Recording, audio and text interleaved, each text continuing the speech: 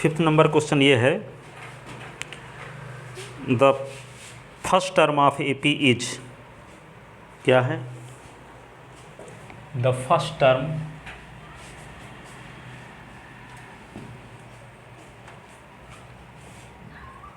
कौन question 5th ना, the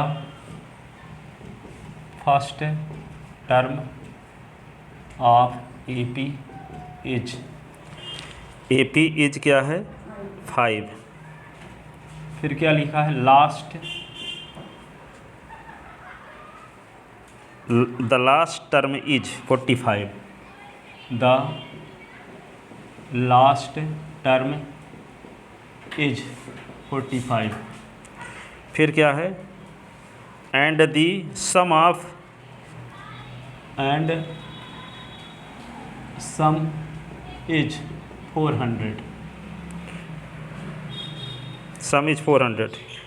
find the number of term and common difference, find the number of term and common difference, common difference, common difference, number of term और common difference निकालना। लिख लेते ना, इस question को मिटाए ना। अब देखो इसमें क्या करोगे, थोड़ा सा आपको निकालना क्या है ये आपको पहले पता होना चाहिए। कॉमन डिफरेंस निकालना है और नंबर ऑफ टर्म एन निकालना है। इसके लिए आपके पास रॉ मटेरियल क्या है? फर्स्ट टर्म दिया है और लास्ट टर्म दिया है। लास्ट टर्म को हम क्या, लास्ट टर्म का कोई क्रम होता है, हम नहीं जानते तो क्या मानेंगे? L is equal to A N. Last term को हम क्या मान लेते हैं? एनथ टर्म, ठीक है ना।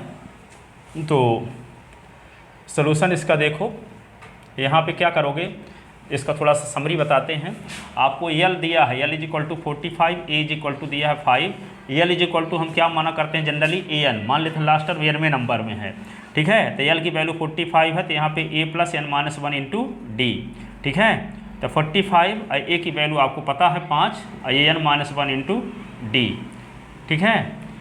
अब फर्स्ट और सम भी दिया गया है ना आपको, ठीक है। तो यहाँ पे 45 माइनस 5 इज इक्वल टू होगा एन माइनस 1 इंटू डी, ठीक है। तो 45 से 5 सब्ट्रैक्ट हो गया तो 40 आया, एन माइनस 1 इंटू डी। और एक ये भी पता है आपको कि S N is equal to होता है N upon two A plus L होता है। तो एस एन आपको 400 पता है, तो एन अपॉन टू, ए की वैल्यू पता है 5, एल की वैल्यू पता है 45, ठीक है। तो यहाँ पे 400 गुणे 2 कर दो तो एन, ये होगा 50, ये होगा 400 गुणे 2 बटे 50 करोगे तो इज इक्वल टू एन 50 क्या होगा? 8 जा 8 2 जा 16, तो एन इज इक्वल टू 16 आ गया, ठीक है। एन की वैल्यू कहाँ रख दोगे? यहाँ रख दोगे। तो 40 बराबर होगा 16 माइनस 1 इंटू डी, तो 40 बराबर 15 डी। तो 40 बटे 15 बराबर क्या होगा? डी। 5 3 जा 5 8 जा, तो डी इज इक्वल टू क्या हुआ? 8/3।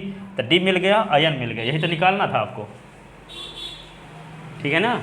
तो पहले हम क्या करें, एस एन की मदद से एन निकाल लें, फिर कौन सा L is equal to A N लगा करके हम क्या निकाल सकते हैं? डी। बात समझ में आई?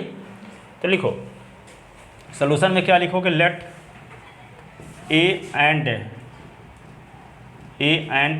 D be the first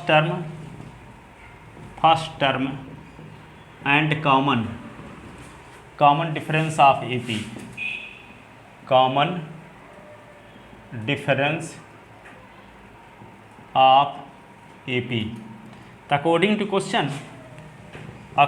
question A is equal to 5, last term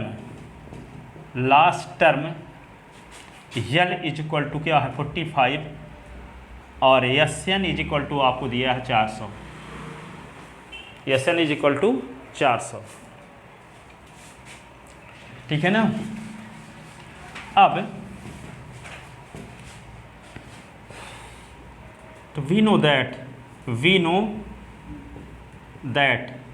क्या जानते हो आप? S N is equal to होता है N upon two A plus L. तो एस एन के स्थान पे 400 दिया है, एन अपॉन टू ए की वैल्यू पता है 5, एल की वैल्यू 45, ठीक है। तो 400 गुणे 2 कर दिए बराबर एन, ये होगा 50। तो ये क्या होगा? दिस इम्प्लाइज 800/50 बराबर n। 0 0 कट गई, ये कटा 16 आया, 16 पंचे 80। तो यहाँ पे क्या होगा 16 इज इक्वल टू n, तो यहाँ पे n is equal to 16, n is equal to 16 आ गया है ना। तो एक तो वैल्यू ये n की वैल्यू निकालने था आपको, और फिर क्या निकालना है आपको, यस इसके बाद तो let L is equal to A N. मान लेते हैं अंतिम पद n नंबर में है, तो अंतिम पद आपको पता है 45। ए एन का क्या फार्मूला है, a plus n minus 1 into D. तो 45 ए की वैल्यू क्या है 5, ए एन की वैल्यू मिल चुकी 16 माइनस 1 इंटू डी। ठीक है, 16 माइनस 1 इंटू डी। इसको क्या लिख सकते हैं 45 माइनस 5 इज इक्वल टू यहाँ पे 15d। तो होगा 40 is equal to 15d, 40/15 is equal to D. 15 3 जा 15 8 जा, तो 8/3 इज इक्वल टू डी। तो D is equal to 8/3। 10 A is equal to क्या हुआ, एन इज इक्वल टू 16 और डी इज इक्वल टू क्या हुआ 8/3। यही आपको निकालना था, ठीक है ना, यही आपको निकालना था, नंबर ऑफ टर्म और common difference. Number of term और कॉमन डिफरेंस निकालना था, ठीक है ना। लिखो